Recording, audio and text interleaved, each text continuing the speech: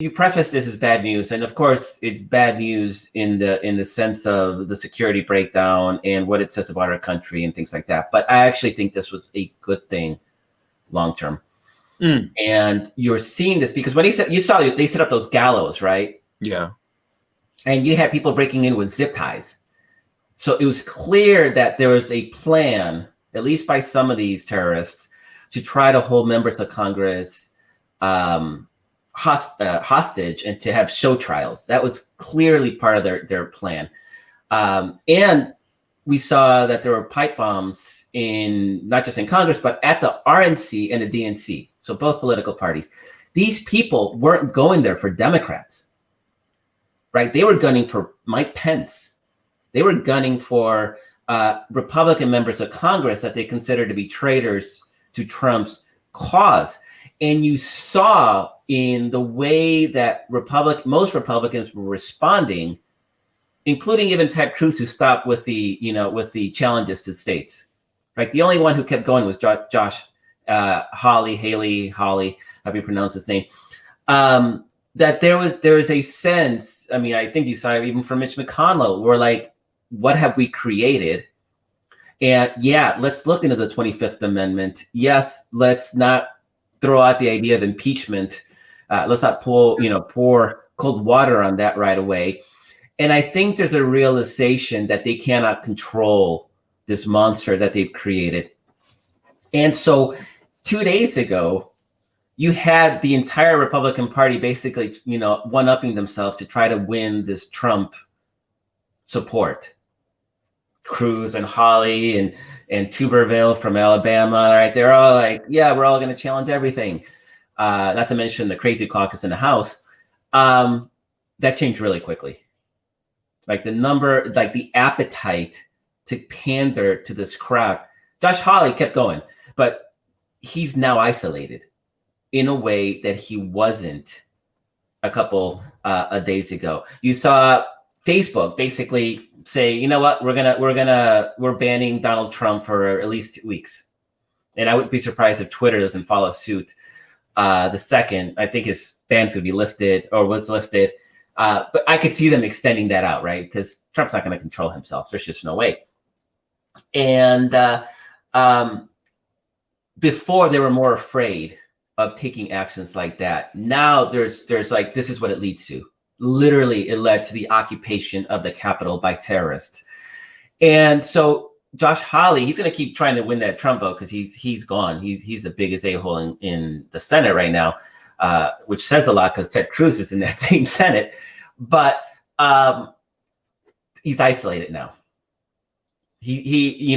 People realize that what he's doing is he's playing with fire. There's less appetite for it. And that's not to say that there aren't going to be Republicans still trying to, be the next Trump. It just means that the party at large is a lot less tolerant about it. They're not going to be able to shrug it off and say, oh, he's not being literal. Stop taking him literally, right? He's talking figuratively. No, people are taking him literally.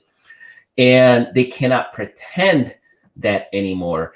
And this may lead, and I think it's almost inevitable, it's going to lead to a civil war within the Republican Party. It has to. They don't have a choice because they're not going to win with the terrorist deplorables. But this whole orientation has been towards that. And I'm really interested to see what happens when Donald Trump is deplatformed. It's inevitable, right? I mean, how much damage can he do on frickin' Parler? A fraction of what he's doing on Twitter. And you even saw in 24 hours of no Trump on Twitter, things calmed down dramatically. It's all it took.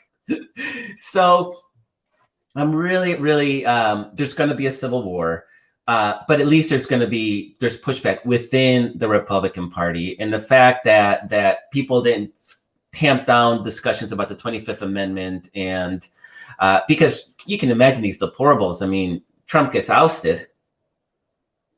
It is, they are going to react the way you expect them to react, and people need to be ready for that.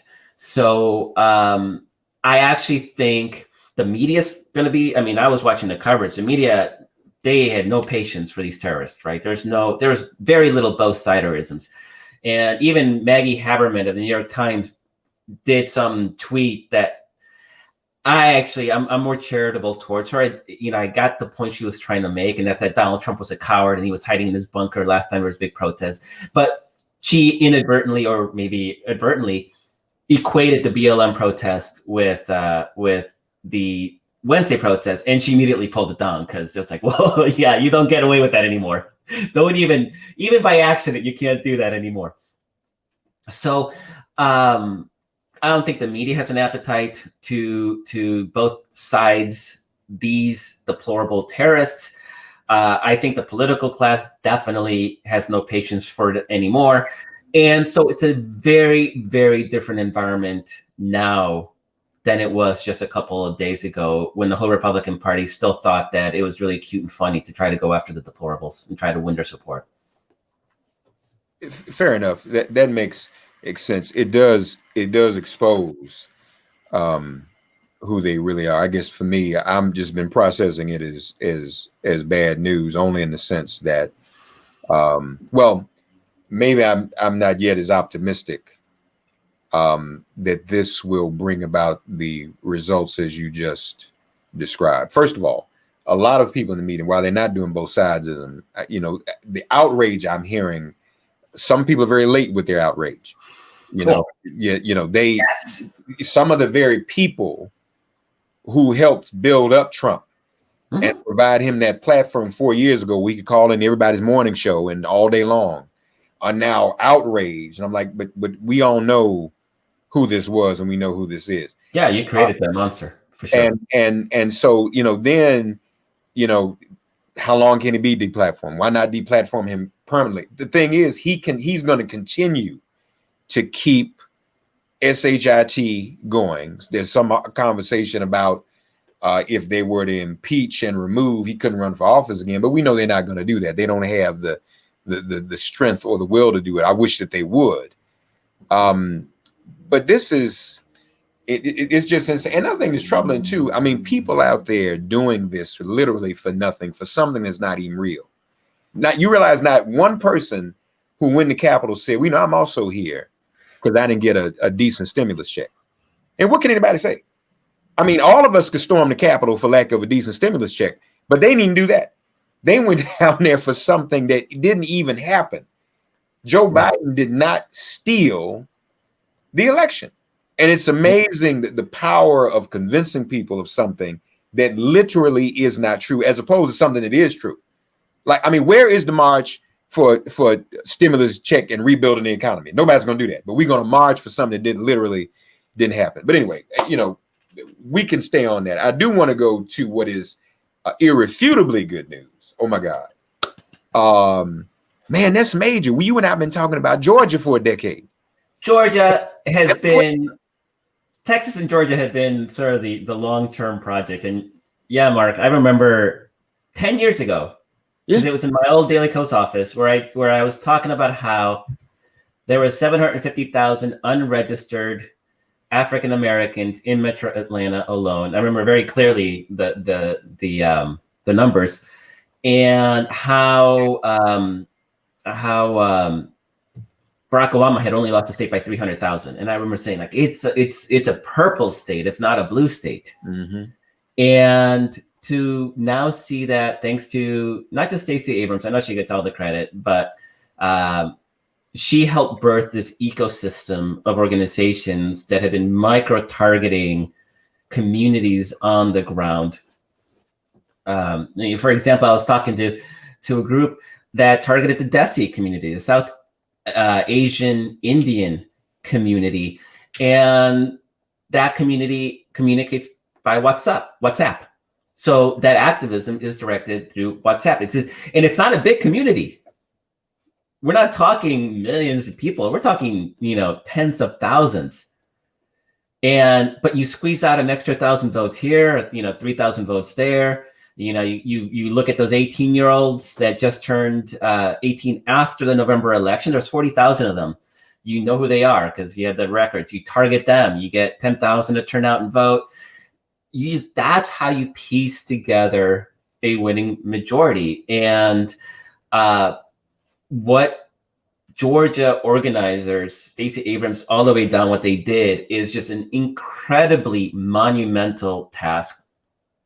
And they did it when even, Mark, I remember it was early last year, so early 2020. And I told you, remember, I was like, Reverend Raphael Warnock, keep an eye on him. Get him on your show if you can, because that guy is my favorite candidate this entire cycle.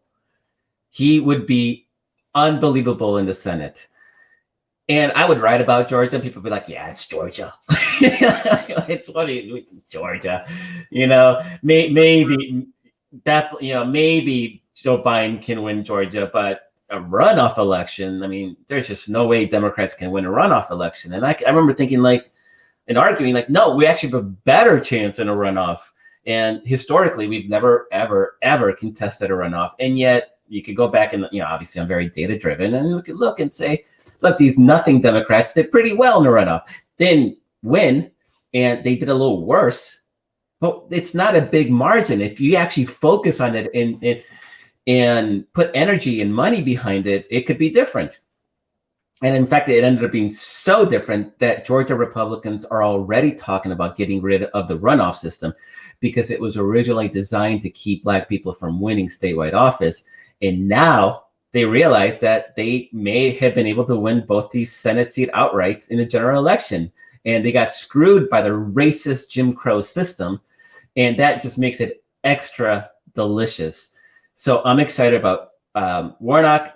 I'm excited about Jon Ossoff, and I'm very proud as a you know, from Daily Kos was the first group to get behind Jon Ossoff when he ran for the House in 2017. It kicked off the resistance, the sort of electoral resistance, obviously Women's March, but the idea that we're going to put money and win elections, Jon Ossoff kicked that off.